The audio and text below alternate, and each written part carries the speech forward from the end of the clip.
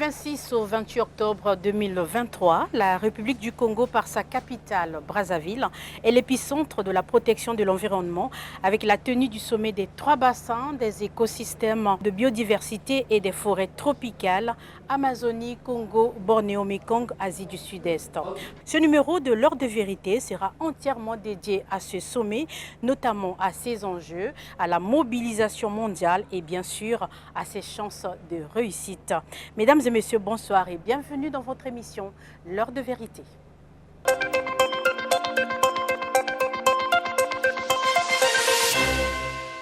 Avec moi sur ce plateau depuis Kintélé, professeur suspense averti IFO.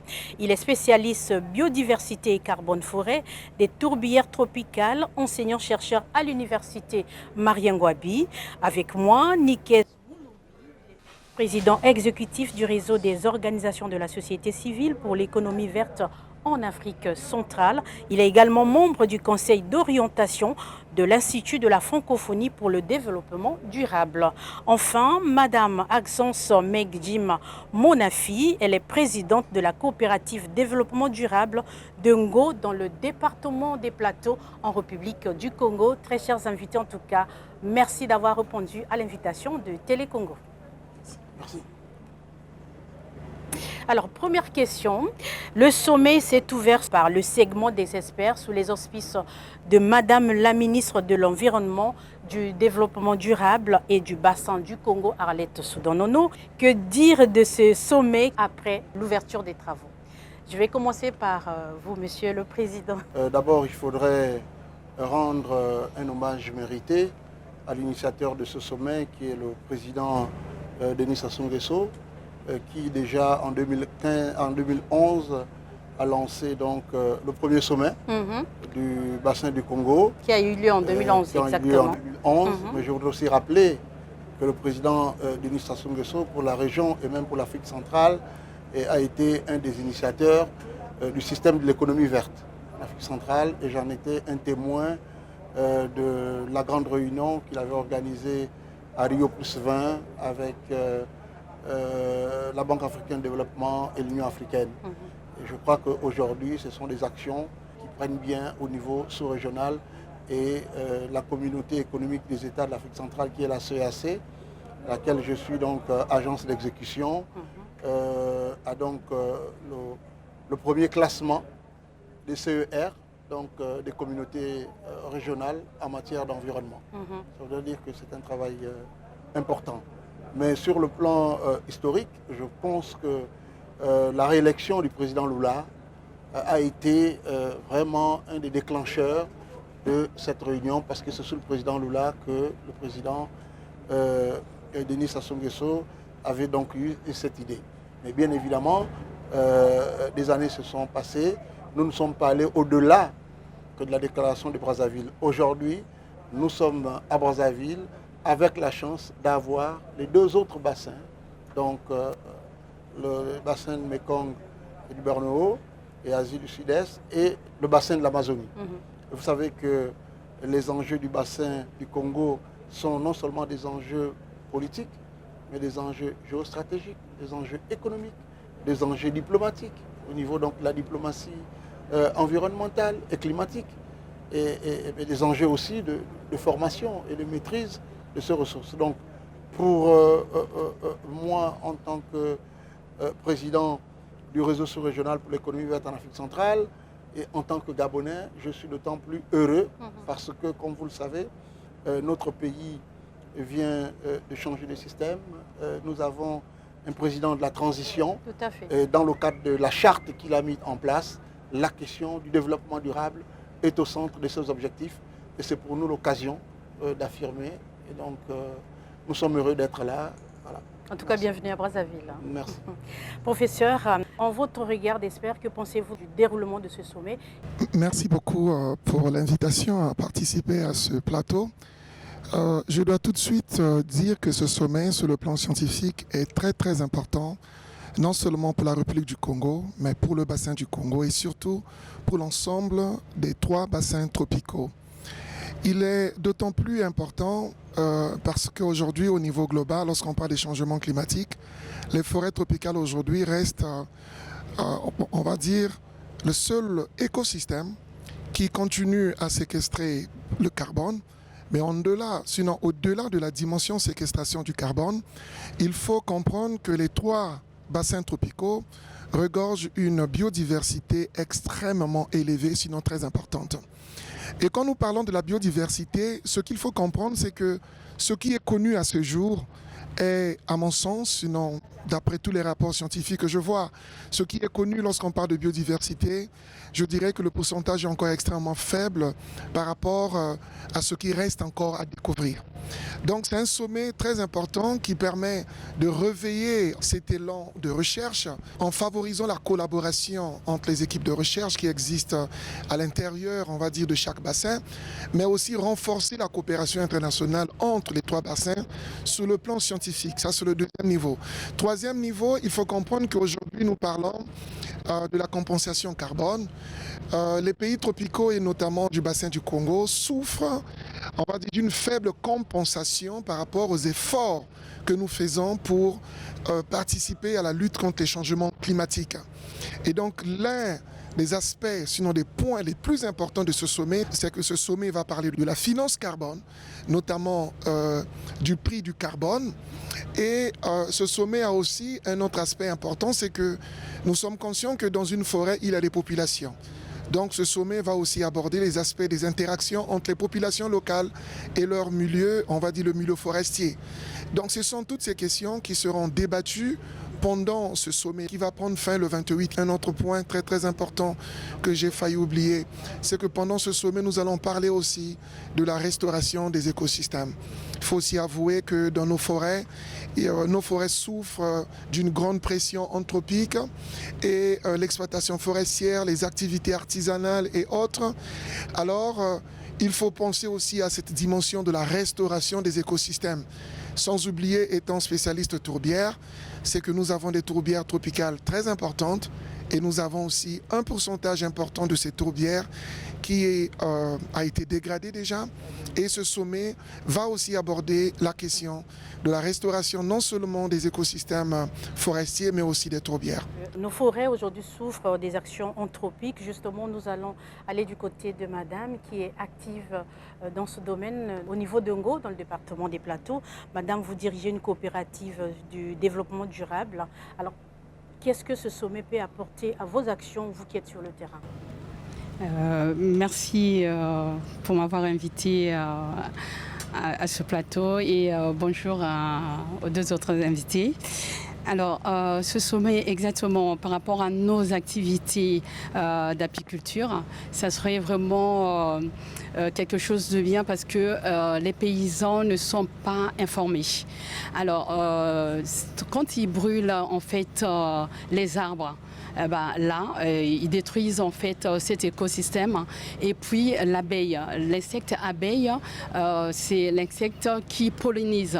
Or que tout ça nous, on n'est pas trop informés. Et depuis 2016, c'est ce que notre association s'occupe à faire, à sensibiliser les paysans. La coopérative a regroupé pas mal des artisans apiculteurs. Et pour la sensibilisation. Et vous œuvrez dans d'autres domaines aussi, en dehors de l'apiculture ? Exactement. Alors, donc, je suis promotrice d'une école.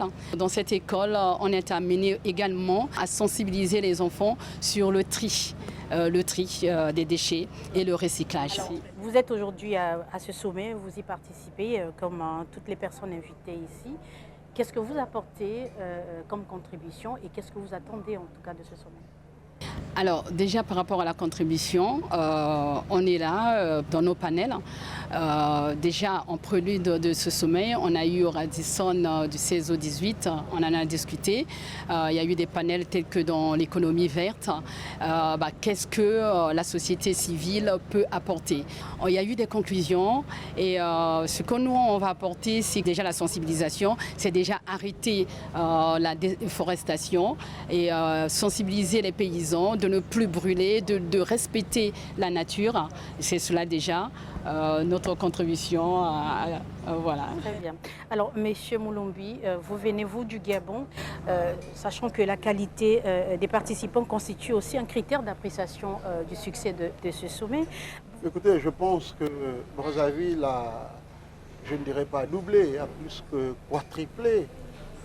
Hier, j'étais au ministère des Affaires étrangères parce que j'attendais le badge et le collaborateur qui est allé est revenu plusieurs fois et j'ai dû me déplacer. Je peux vous dire que dans la salle, il y avait pratiquement près de 1000 personnes qui attendaient. Alors, et ce matin, les gens ne cessent d'arriver. Donc c'est pour vous dire que sur le plan de la mobilisation, c'est déjà une réussite. Maintenant, je suis totalement d'avis, comme nous l'expliquait le professeur, au niveau de l'enjeu scientifique, ça c'est important. Le bassin du Congo regorge plus de 80% de la biodiversité intacte. Il a parlé des problèmes des populations, c'est vrai, sauf que nous sommes dans une zone où il y a une pauvreté extrême. Et cette pauvreté, et lui, le scientifique, nous a aussi dit qu'il y a encore des choses à découvrir. Mais entre la découverte de ces choses et le moment du développement, il y a tout un enjeu qui rentre en ligne de compte. L'enjeu politique. Le pays est mal présenté, le pays est taxé de tout, alors que nous sommes encore en développement pour certains et pour d'autres en voie de développement. L'exemple le plus patent, c'est celui de la RDC, où on a découvert du pétrole, où ils ont bien voulu lancer un appel d'offres. La communauté internationale s'est levée pour dire non. En contrepartie, qu'est-ce qui est donné? 0 pointé. Au sorti de la COP de Glasgow, nous avons animé un plateau à Paris avec Alain Foucault, pour ne pas citer les contemporains, sur une chaîne française et RFI, avec Madame Arlette Soudan-Nono et le vice-président du GIEC de l'époque, du Mali, et un expert camerounais en distanciel. La question a été posée en disant que cette compensation pouvait commencer déjà par une revalorisation du prix de la tonne carbone. Et je me réjouis que nous ayons un spécialiste à la question. Et je trouvais utopique que les Norvégiens lançaient des initiatives qui pouvaient être salutaires, mais avec un carbone à 5 à 10 dollars. C'était pire qu'une recolonisation par le système vert. Et je crois que le travail que la science sortira pourra effectivement définir le prix réel de la tonne carbone dans le bassin du Congo. Et nous nous félicitons déjà que le président Félix Tshisekedi, à la tribune des Nations Unies, soit revenu en fixant déjà une marge de 100 dollars que nous estimons bas, mais c'est déjà une bonne chose, parce qu'il faut se plaidoyer. Et je pense aussi que l'humanité entière voudrait au Congo, au Gabon et à la RDC de porter un bassin aussi important qui est le bassin du Congo et qu'on ne puisse pas régler ne fût-ce qu'une dimension de Maslow, l'accès aux besoins présents. Donc, si nous avons besoin de routes, si nous avons besoin d'écoles, si nous avons besoin d'améliorer notre cadre de vie, on n'ira pas le chercher en l'air. Donc, le bassin du Congo doit arrêter de vivre avec des populations sur un sol dont ils ne connaissent pas les ressources et les richesses de ce sous-sol. Et quand ils doivent l'exploiter, on dit il ne faut pas le faire. Et là, on vous envoie les ONG internationales avec les questions de droits humains, de droits de l'homme, etc. Mais on ne voit pas de compensation. Ce que nous attendons de cette grande messe, c'est qu'il y ait une feuille de route, que nous puissions mettre les bases. Les scientifiques doivent lancer une alliance des scientifiques de 3 bassins. Exactement. Avec des échanges. La société civile doit lancer une alliance de la société civile pour suivre la feuille de route que les 3 bassins pourront retenir. Le secteur privé doit faire la même chose. Et je pense qu'à partir de ce moment, nous pourrions mettre en phase, en alignement, cette diplomatie environnementale. Et je crois que ces efforts doivent être salués. C'est une très bonne chose, c'est une très bonne initiative, mais c'est aussi le début des problèmes de nos chefs d'État. Parce que vous comprenez que la forêt est quand même un enjeu géostratégique. Beaucoup ont tiré profit. Parce que, ce sont eux qui décident. C'est celui qui a la donnée de la science qui décide. Et je me réjouis quand je trouve des compatriotes, des frères africains qui connaissent et qui peuvent mettre en évidence ce que les autres peuvent nous dire. Parce qu'on pourra nous dire, oui, mais le Congo, ok, vous avez des tourbières, mais ce n'est pas assez robuste parce que la méthodologie n'est pas bonne. Mais ils ont en face un scientifique qui a étudié dans leurs écoles. Maintenant, il faudrait que nos chefs d'État, nos communautés au niveau régional, que ce soit la CCBC, pilotée par le Congo et l'Union africaine, que ce soit la CEAC, pilotée par le 11 chefs d'État, mettent de l'argent dans la recherche scientifique. Il n'est pas normal que nos forêts du bassin du Congo soient écumées par les chercheurs qui viennent d'ailleurs, mais ils font de la planification. Grâce à la donnée, comme dit le professeur. Moi, j'ai été heureux. J'étais il y a quelques semaines en RDC dans le cadre de rencontres des conseils économiques et sociaux, parce que j'en suis le vice-président du conseil économique nommé il y a quelques jours au Gabon. J'ai été heureux de suivre le professeur Kabasele, qui présentait de la donnée.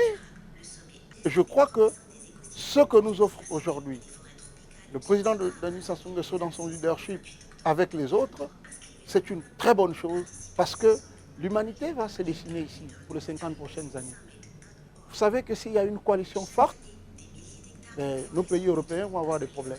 Donc, c'est à la fois un enjeu important, mais c'est aussi le début des problèmes de nos chefs d'État. Parce que les autres n'accepteront pas de se laisser arracher. Hein? Parce que là, ils prennent la décision de décider du devenir de leur population. Ils prennent la décision de décider du devenir de l'humanité. C'est pour ça que le secrétaire général des Nations Unies, qui n'avait pas une connaissance réelle du bassin du Congo, mais qui avait été interpellé, je crois, à la COP de Glasgow par le président Sassou, il a dit, ah ben écoutez, moi je ne connaissais pas, ah bon, le bassin du Congo, et il a tout de suite envoyé un émissaire. Et nous avons fait un pas, la francophonie a fait ce pas, puisque le président Sassou Nguesso a désigné Mme Ushukri Wabo, secrétaire générale de la francophonie, comme marraine, et la société civile a été accompagnée. Et je salue le travail qui est fait au niveau de la CAC, parce qu'il y a aujourd'hui un réseau de chercheurs, le GIEC d'Afrique centrale, mené par le professeur Chimanga, qui a été élu récemment en RDC, et tous les autres doivent s'impliquer, mais nous avons besoin de leadership politique pour arriver à cela. Nous sommes sur le climat, mais beaucoup plus sur un enjeu géostratégique et politique. Alors, professeur, vous, en tant que scientifique, on comprend bien que vous avez un très grand rôle à jouer dans ce sommet. Pensez-vous que cette coordination, cette synergie, sinon cette alliance entre les scientifiques des trois bassins sera établie au sortir de ce sommet de Brazzaville? Le bassin du Congo souffre aussi d'un manque de données scientifiques pour comprendre le fonctionnement de nos forêts. J'ai le plaisir de vous annoncer qu'en parallèlement à ce sommet-là, nous avons tenu un atelier pendant 2 jours à l'ex-hôtel Méridien de Brazzaville. Et cet atelier a réuni le comité scientifique d'une nouvelle organisation que nous avons mise en place, qui est donc un comité scientifique des experts dans le bassin du Congo, en dehors du GIEC que mon collègue venait de souligner tout à l'heure. Le but de ce comité scientifique, c'est de pouvoir aller en profondeur des études scientifiques qui n'ont pas encore été menées ou faites dans le bassin du Congo, dans le but de contribuer à l'amélioration de la connaissance de ce bassin du Congo. Deuxièmement, le but de cette initiative, c'est de promouvoir la formation des jeunes chercheurs dans le bassin du Congo. Voici une autre dimension très importante. Tout à l'heure, vous avez dit que le bassin du Congo, régulièrement, ce sont nos collègues chercheurs expatriés qui venaient pour mener des études et recherches. Mais dans la réflexion que nous avons menée, nous voulons cette fois-ci, avec les universités des pays du bassin du Congo, avec les chercheurs, les centres de recherche, nous voulons promouvoir la formation d'une nouvelle génération des cadres améliorer les sujets de thèse, des masters en recherche qui sont proposés, tout ceci dans les différents axes de recherche possibles dans le bassin du Congo, ce qui nous emmènera, on va dire d'ici à 2030, à avoir une meilleure connaissance. Un exemple, vous savez, j'ai toujours redit cela même à mes étudiants, à différents collègues, que j'avais été frappé lors de la validation du 5e rapport du GIEC. Je me souviens bien, on était au Japon, à Yokohama. Le modérateur va donc afficher la cartographie mondiale des contributions scientifiques, mais le bassin du Congo, l'Afrique centrale, n'avait pratiquement pas de contributions scientifiques. C'est une question que nous sommes en train de vouloir corriger actuellement. Et ce sommet de Brazzaville offre l'opportunité de pouvoir rassembler des éminents chercheurs. Alors, des éminents chercheurs. Je crois que là aussi, c'est un pari gagné pour ce sommet de Brazzaville. Loin de faire de la propagande et autres, ils sont là.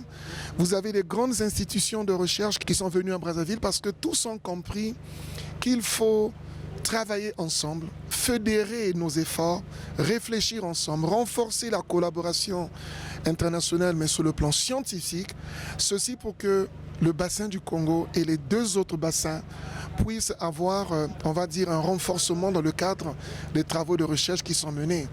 Alors l'objectif principal, c'est quoi?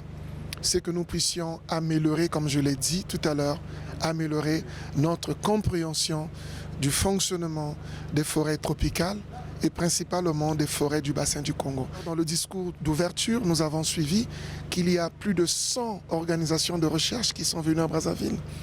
Vous avez des chercheurs qui sont venus de partout. Et tout à l'heure, moi j'étais surpris d'apprendre qu'il y a 145 pays qui sont venus à Brazzaville. Alors 145 pays, ce n'est pas 2 pays. Cela veut dire que la problématique qui nous rassemble ici n'est pas une problématique qui concerne uniquement les populations locales du bassin du Congo, mais c'est une problématique mondiale. Parce qu'aujourd'hui, on ne peut plus vivre seul. Certaines études scientifiques ont démontré, là je vais utiliser un langage simple, que la molécule de CO2 qui est émise au Brésil, cette molécule est transportée dans l'air, sinon par l'air, et est captée par une plante ici de la forêt du bassin du Congo. Cela veut dire qu'il y a une connexion entre les différents bassins forestiers. Si nous ne préservons pas nos forêts qui sont ici, si nous ne conservons pas et surtout, si nous ne gérons pas durablement ces forêts tropicales, le monde va aller vers une catastrophe énorme.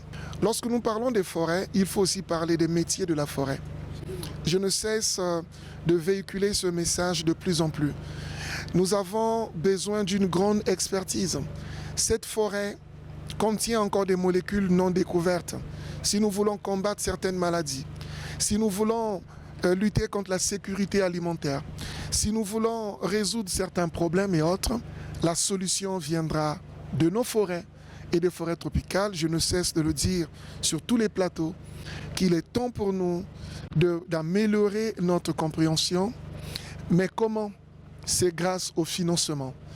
Et à travers ce plateau, non seulement ici au Congo, mais à travers le bassin du Congo et le monde, je voudrais lancer une invitation à l'ensemble des décideurs qui vont venir et participer à ce sommet, qu'il est temps que ces décideurs dégagent des grosses enveloppes pour soutenir la recherche scientifique, pour améliorer les conditions de travail dans nos universités, donner les bourses à nos étudiants, pour que ces étudiants apprennent dans des meilleures conditions la vraie science et suivant les bonnes méthodologies, ce qui permettra de pouvoir relever les différents défis dans les prochaines décennies. Tout à fait. Il a parfaitement raison. L'économie verte, il y a tous les métiers verts qui ne sont même pas répertoriés. Je pense que les curricula dans le bassin du Congo doivent être revus, en commençant par mon pays, le Gabon, où nous avons l'IPN, espèce d'institut qui met à la base les programmes scolaires. On ne peut pas avoir X millions d'essences qu'un enfant au CM2, on va dire à partir peut-être du CM1, ne pourra te parler que d'une seule essence. Non. Il faut revoir les curricula qui doivent tenir compte de la diversité, de la richesse de nos pays et savoir qu'est-ce qu'ils peuvent en faire. Hein? C'est ça l'enjeu de demain. Mais je dis, dans le communiqué que nous avons publié, le réseau des organisations de la société civile pour l'économie verte en Afrique centrale, le ROCEVAC, nous l'avons intitulé « Urgence d'agir ». Et nous avons clairement interpellé le secrétaire général des Nations Unies pour en faire de la mobilisation internationale afin de soutenir le bassin du Congo.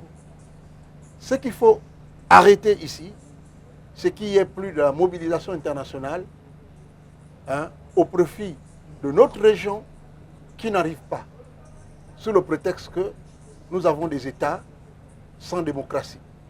Mais ils viennent quand même. Là, il y a un enjeu, ils sont là. Quand on va demander de l'argent, on dit là non, c'est pas bien. C'est pour ça que je dis, nous sommes face à un enjeu historique auquel l'humanité entière ne pourra pas nous pardonner. Nous qui sommes des vivants, de n'avoir pas pu nous accorder entre populations des 3 bassins. Donc c'est un enjeu important, tant pour la science en Afrique, comme venait de le dire le professeur, il y a encore des choses à découvrir. Prenons la tradition asiatique et particulièrement la Chine depuis des millénaires. Il fonctionne avec quoi? Une médecine traditionnelle. Donc, la pharmacopée. Mais qu'est-ce que nous avons de la pharmacopée africaine? Les rares chercheurs africains qui trouvent ne sont même pas sécurisés par leurs États. Ils ne sont même pas sécurisés par leurs États. Donc il y a aussi un enjeu sécuritaire lié aux ressources naturelles. Ça veut dire que si demain, le professeur, par des méthodes de calcul, réussit à démontrer aussi, tel qu'il a dit, la molécule qui vient du Brésil, mais moi je dirais le sable, la poussière de Baudelaire, donc du Tchad, qui va jusqu'en Amazonie, et qui aussi, par un travail de recherche, peut arriver à avoir un calcul, mais on pourra aussi l'éliminer. Donc, c'est important. Et là aussi, nos États doivent comprendre qu'il y a un enjeu. Ils doivent sécuriser les chercheurs. Vous savez qu'il y a des gens qui travaillent aujourd'hui sur les connaissances traditionnelles de nos forêts, qui trouvent des choses, mais sont obligés de se cacher. Ils ont même peur de déposer les brevets.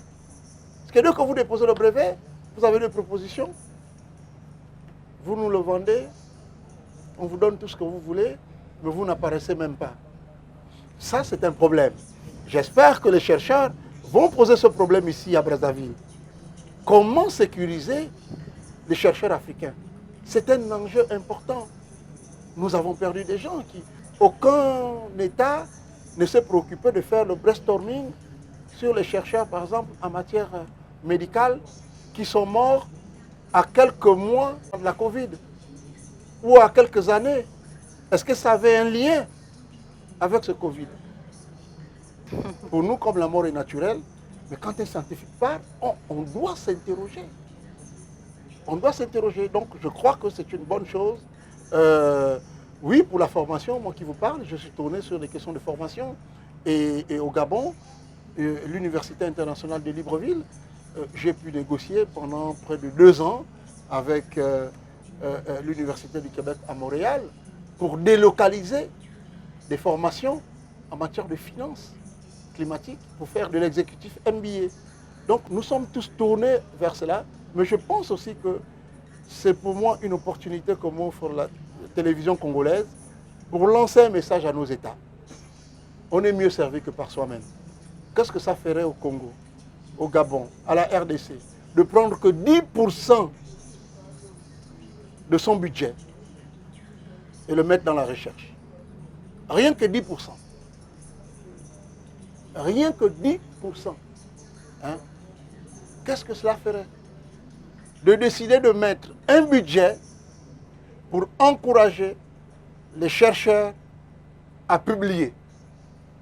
Mais le chercheur, il faut lui mettre dans des prédispositions à écrire, à se déplacer, à aller sur le terrain, mais ne lui demandez pas de commencer à aller chercher de l'argent. il prend 2 ans ou 3 ans pour écrire. S'il doit prendre encore 2 ans pour aller chercher de l'argent, la donnée est totalement diluée.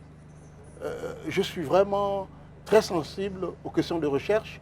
À la base, moi j'ai une ONG environnementale qui est Croissance et Environnement au Gabon. J'ai dénoncé les industriels et je suis heureux quand notre interlocuteur invité nous parle de la restauration, parce que beaucoup plus on parle de la restitution. C'est un enjeu grave. En Afrique centrale, où nous avons des problèmes de gouvernance, où nous avons des problèmes de corruption, je peux vous dire que le poids financier des entreprises, des industriels, affaiblit de fois la corruption. Donc on ne peut plus parler de restitution des zones polluées. Mais on doit plutôt parler de restauration.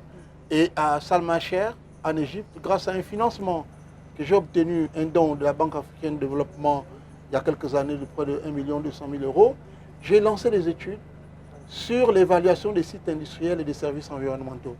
Je peux vous dire que les résultats m'ont fait peur. J'ai pris les résultats, je les ai remis au Premier ministre, chef du gouvernement, en présence du représentant de la BAC. Et je les ai présentés l'année dernière à Salmacher, au pavillon de la RDC et au pavillon de la CCBC. Donc, nous devons vraiment aller en profondeur, mais la base, c'est vraiment la recherche, c'est le financement. Et nous appelons la communauté internationale à mettre le financement, à mettre en application l'article 6 de l'accord de Paris. De toutes les façons, si rien n'est fait, les scientifiques, les ONG encourageront nos États à couper. Parce qu'on ne peut pas continuer à garder pour l'humanité alors que nous n'avons rien dans l'assiette. C'est ça l'enjeu. Et il y a le conflit homme-faune aujourd'hui, que ce soit au Congo, que ce soit au Gabon, où nous commençons à compter les morts.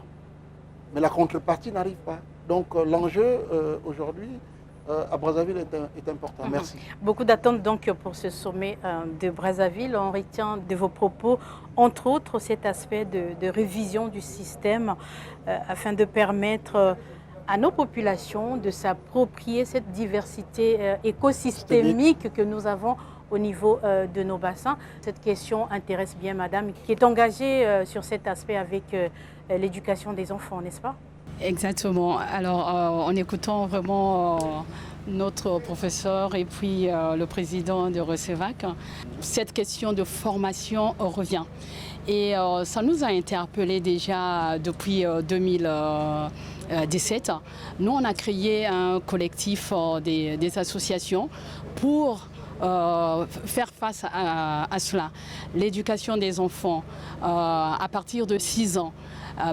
Un enfant qui ne sait pas que le papier doit être recyclé, un enfant qui ne connaît pas la poubelle, qui ne sait pas faire le tri, c'est cela aussi, la formation. Alors la formation, comme vous avez dit tout à l'heure, j'ai retenu qu'il faut changer également au niveau carrément du ministère de l'enseignement. Il faut revoir les programmes. Exactement, exactement. Il faut revoir le programme. Le développement durable n'est pas enseigné ici. Au Congo, on a encore à ce stade d'aller vers le ministère. J'ai interpellé lors des consultations au Radisson, je disais tantôt, du 16 au 18 là, le directeur du développement durable, et j'ai dit mais on n'a même pas ça. On n'a pas ça au Congo ici, on n'a pas ça. Est-ce qu'on ne peut pas mettre ça en place ? Et puis, toutes les actions que les uns les autres font déjà au niveau de la société civile, c'est pas visible. Alors, c'est pas visible. Ça aussi, c'est un problème. Comme vous avez parlé des alliances déjà dans le pays même, et ensuite les alliances avec déjà... Au niveau de la sous-région, en plus élargie au niveau des 3 bassins. Déjà, commençons vraiment le pays et la sous-région, comme vous avez dit, les 3 pays qui encadrent le bassin du Congo déjà. On est presque genre en concurrence, ça ne devait pas l'être. C'est vous qui le dites, parce que je vois que les scientifiques sont très unis dans leurs travaux. Merci. Bon, bah oui, ça c'est sûr. C'est bien que les politiques soient ensemble. Ok. Alors nous également, la société civile, si on pouvait l'être déjà dans notre pays et puis les pays voisins. Vraiment, c'est une question, on peut dire quand même cruciale, l'éducation. C'est pour cela, moi, dans notre école, on a inclus cela, l'éducation inclusive. Ça part des enfants et des parents carrément. Et nous, on appelle les parents. Quand ça ne va pas, quand un enfant n'arrive pas à intérioriser que la poubelle existe, parce qu'on a fait des sensibilisations sur le tri, sur les poubelles, comment classer et tout. Voilà, bah, merci. Je rappelle que vous êtes à cheval entre le Congo et la France. Alors, qu'est-ce que cette mobilité apporte dans votre engagement sur l'environnement?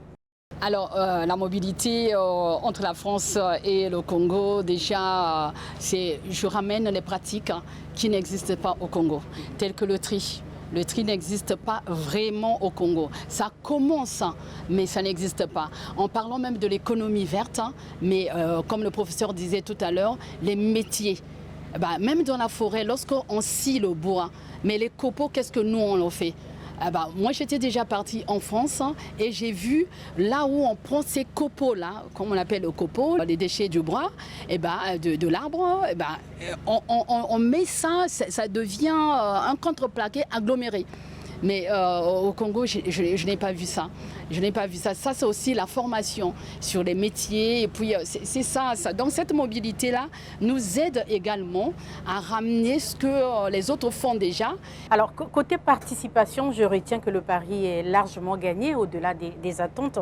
Mais on note quand même l'absence de deux grands poids lourds, à savoir le président Macron et le président Lula. Est-ce que cette absence peut impacter les résultats du sommet?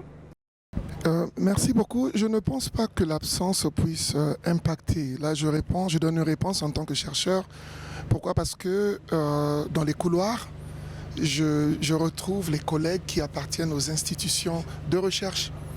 Et donc, je pense que la France, déjà parlant du président Macron, est largement représentée à travers l'Agence française de développement, mais aussi à travers tous les mécanismes, mais aussi les centres de recherche français. Vous avez l'IRD, vous avez le CIRAD, vous avez d'autres institutions françaises qui sont fortement impliquées dans l'organisation de ce sommet. Et je ne pense pas que l'absence physique, parce que j'ai appris que le président Emmanuel Macron va envoyer un message enregistré. Alors pour le président Lula aussi, le Brésil est fortement représenté aussi sur le plan scientifique et autres. Alors, parce que n'oublions pas que ce sommet a la particularité d'être d'abord un sommet pour les experts. Alors comme c'est un sommet pour les experts, nous voulons ici, comme on l'a dit tout à l'heure, voir comment améliorer la collecte des données pour améliorer notre connaissance ou compréhension du fonctionnement des écosystèmes, voir comment engager des débats francs sur la question de la compensation carbone. Et à ce sujet, il y a beaucoup d'experts qui sont là, avec des panels où il y a des invités et des experts vraiment confirmés dans ce domaine-là. Et je crois que le rôle des experts, c'est de mettre à la disposition des ministres qui sont là tout ce qui a été pris comme décision et autres. Et la décision sera prise en haut sommet. Sûrement, pour des raisons d'agenda et autres, ils ne sont pas là, mais ça n'enlève en rien la qualité scientifique des débats menés ici. Et j'ai vu qu'il y a une forte représentation des ONG. Parce que c'est très important que les scientifiques discutent aussi avec les ONG, avec la société civile et autres. Donc, ces interactions, j'en suis convaincu, aboutiront à des conclusions très fortes et surtout à cette vision de la coalition. On ne vit que de l'espoir. Je suis convaincu que les prochaines décennies seront tracées à partir des conclusions du sommet de Brazzaville. Professeur, on peut noter de cette particularité, notamment la mobilisation des experts, une valeur ajoutée comparée au sommet de 2011? Oui. Je pense que ce sommet a eu l'avantage de bénéficier, on va dire, de la progression des moyens technologiques, réseaux sociaux et autres.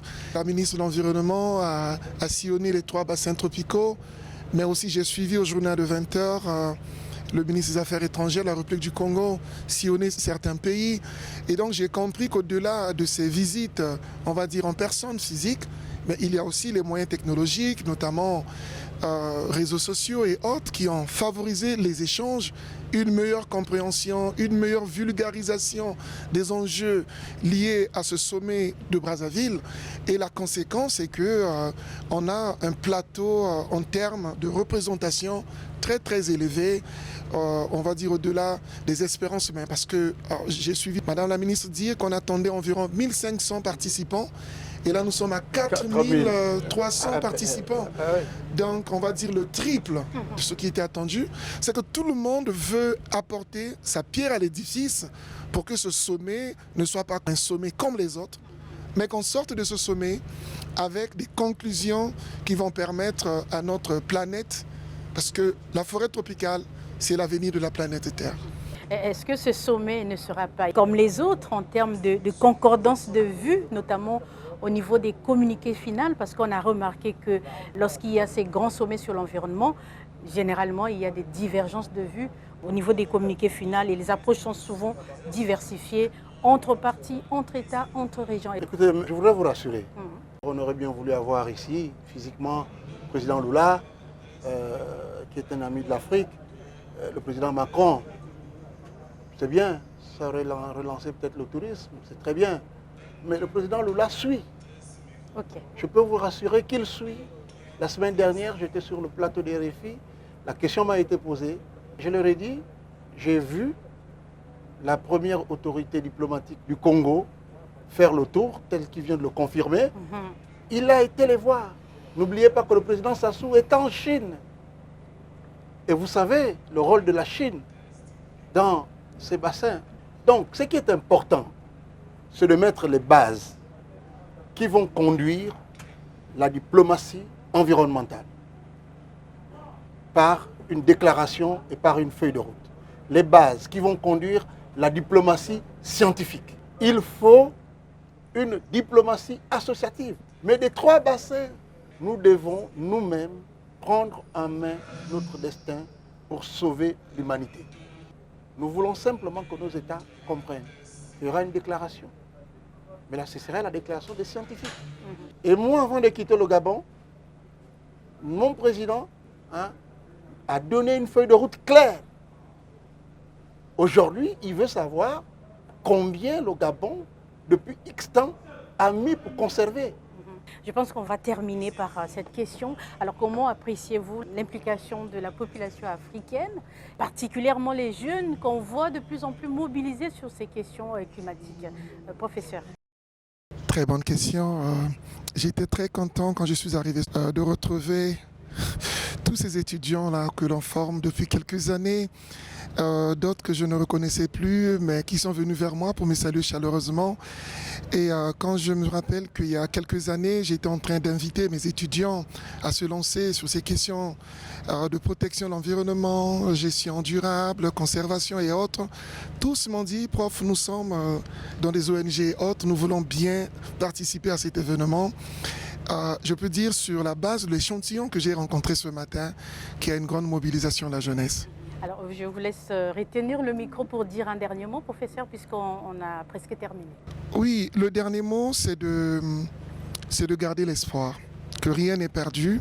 C'est vrai que les dernières conclusions du rapport du GIEC sont alarmantes et indiquent que si rien n'est fait, la température globale pourra augmenter de plus de 2 degrés. D'autres spécialistes parlent d'une augmentation de la température de près de 4 degrés.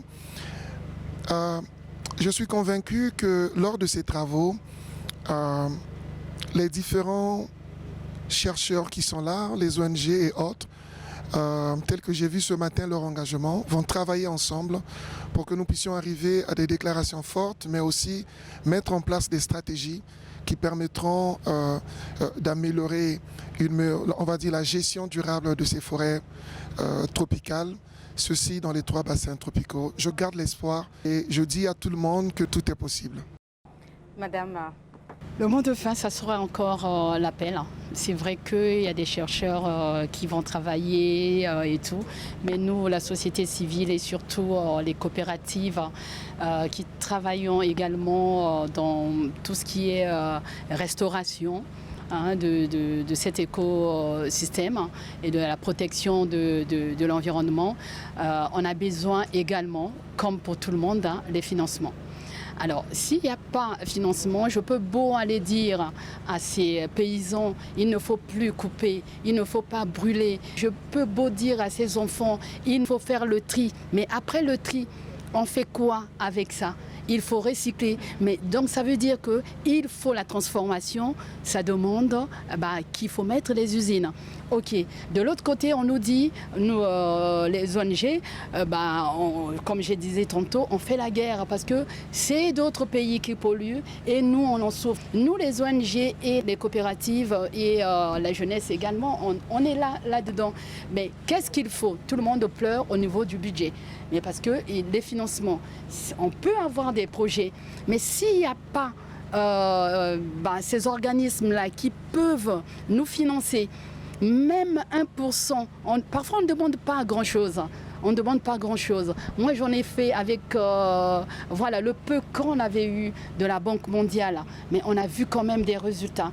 On a mis 200 ruches, mais quelque part qui ont été pillées par la population.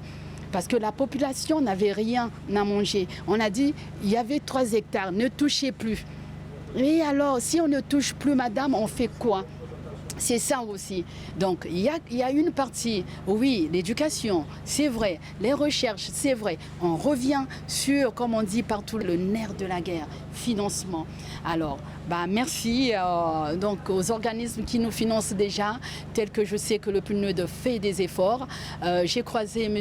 Chris Bourreau la dernière fois qui m'a dit nommément, tenez ma carte, venez me voir, surtout pour l'éducation. L'UNICEF également m'a dit, mais madame, pourquoi et comment ? Tenez la carte. Donc je salue toutes ces organisations-là. Et l'AFD aussi qui est là, côté français, qui ne lâche pas. Travaille déjà avec l'État, mais qui travaille aussi avec des coopératives de proximité, les ONG de proximité, parce que souvent, ça c'est vrai, là je crie encore, souvent on nous oublie. Souvent on nous oublie. Il ne faut pas nous oublier, nous sommes là, surtout avec les peuples autochtones, nous sommes là avec eux. Donc c'est un cri, un appel, nous sommes là et puis venez nous voir. Vous êtes là. Exactement. En tout cas, merci pour ce vous. mot de fin. Monsieur le Président, votre conclusion ? Écoutez, ma conclusion, c'est simplement dire à nos chefs d'État du bassin du Congo, en dépit des divergences, il est important, l'Afrique tout entière souffre d'une question de leadership. Et c'est toujours bien quand nous avons une personnalité qui veut prendre ce leadership. Nous avons identifié que sur cette question, le bassin du Congo, l'Afrique centrale, les pays de la CEAC ont aujourd'hui démontré cette capacité. Donc, nous devons soutenir la feuille de route de Brazzaville. J'espère qu'elle sortira, feuille de route. Nous devons soutenir les bases qui se mettront en place entre scientifiques et qu'il y ait un comité de suivi et que ce comité de suivi prenne en compte les points focaux scientifiques, les points focaux société civile des 3 bassins et les États. Parce qu'en réalité, le travail commencera après. Ce n'est pas là. C'est pour ça que je vous dis qu'il y a d'autres enjeux. Et le monde est en train de se réécrire, même sur le plan de la finance. Donc, nos partenaires traditionnels qui ont eu au moins cette proximité doivent comprendre qu'il est intérêt qu'ils redéfinissent leur mode. Avant, on parlait de la Banque mondiale, du Fonds monétaire. Aujourd'hui, on parle de la Banque des BRICS. Il ne faut pas s'en départir. C'est des réalités et qui se mettent en place aujourd'hui. Et donc, il y a là une concurrence, mais qui devient un avantage pour nos États, pour nos régions. L'humanité tout entière ne pouvait pas se priver d'une telle alliance. Voilà, merci. En tout cas, merci à tous les trois d'être passés sur ce plateau de l'heure de vérité. Merci en tout cas pour tous ces éléments importants que vous avez mis à la disposition de notre public concernant le sommet des 3 bassins forestiers tropicaux. Merci pour votre disponibilité. Voilà, très chers téléspectateurs, c'est par là que nous mettons un terme à ce numéro de l'heure de vérité. Grand merci et grand bravo au président de la République, Denis Sassou Nguesso, initiateur de ce grand rendez-vous international, ce rendez-vous qui concerne en tout cas l'ensemble de la planète sur la question de la préservation de la biodiversité. Merci à toute l'équipe technique sous la conduite du réalisateur Ralph Okemba, sous la haute supervision du directeur général de Télécongo, André Andélé. Merci pour votre fidélité, en tout cas à très bientôt sur nos antennes.